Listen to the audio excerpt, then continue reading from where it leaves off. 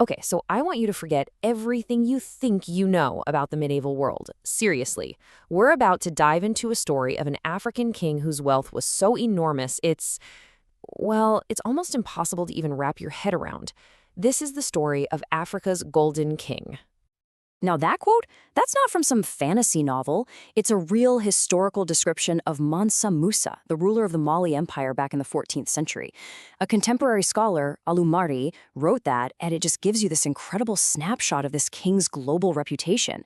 I mean, we're talking about a guy whose pilgrimage to Mecca involved a caravan of 60,000 people, and he gave away so much gold along the way that he literally crashed the economies of the cities he passed through. Just wow. So you have to ask, right? How does one person, one king, become arguably the wealthiest human being in all of history? Well, the answer isn't just about the man himself. It's a story that's all about geography, natural resources, and who controlled a literal golden highway. Yeah, this incredible wealth, it didn't just come out of a single treasure chest. It was generated by a massive economic engine, a kind of superhighway, a golden superhighway that ran straight across one of the most challenging landscapes on the entire planet. This was the Trans-Saharan Trade Network. And you have to understand, the Sahara wasn't just a desert. It was this vast sandy ocean, a nearly impassable barrier. So if you could control the few safe passages across it, well, that was like controlling all the major shipping lanes in the world today. It was everything. And the engine driving all of this? It was actually incredibly simple, but so powerful. You had West African kingdoms in the south with just massive amounts of gold. But what they desperately needed was salt. I mean, you need it to preserve food, especially in a hot climate. And in the north, they had all the salt you could ever want from salt flats, but they craved gold. It was this perfect economic imbalance that fueled trade for centuries. And listen, it wasn't just about gold and salt. This superhighway was buzzing with all sorts of luxury goods. We're talking ivory, silk, beautiful Arabian horses. But we also have to be honest about the darker side of this trade. These same routes were used to transport enslaved people. So this was a complex, truly globalized economy, but one that came with a profound human cost. And wherever you find that much trade and that much wealth concentrated in one place, you're going to find powerful states rising up to control it. This trade became the absolute foundation for some of the most impressive empires of the entire medieval era. And you can actually see how this power evolved. First, you had the Ghana Empire, which was the first to really monopolize this trade.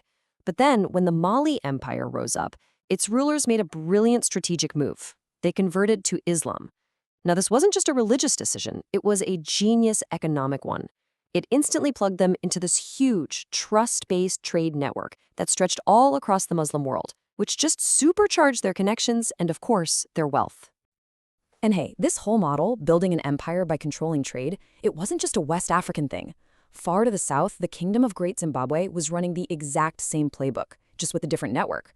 They controlled the trade routes from Africa's interior out to the Swahili coast, tapping into the massive Indian Ocean trade. But here's the really cool part.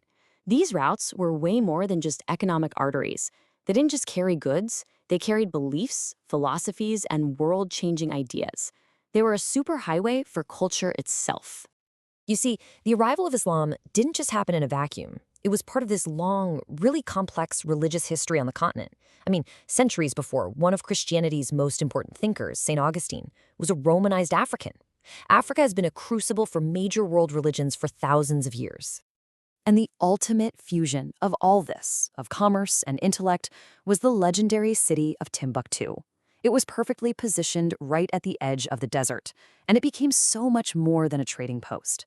It grew into one of the world's great centers for Islamic scholarship, with universities and libraries that pulled in scholars from all over the globe. It was a true crossroads of civilization. And look, this wasn't some brief flash in the pan.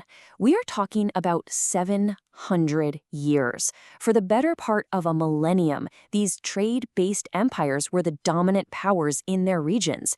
They created centuries of stability, prosperity, and incredible cultural achievement. So, what's the ultimate legacy of all this?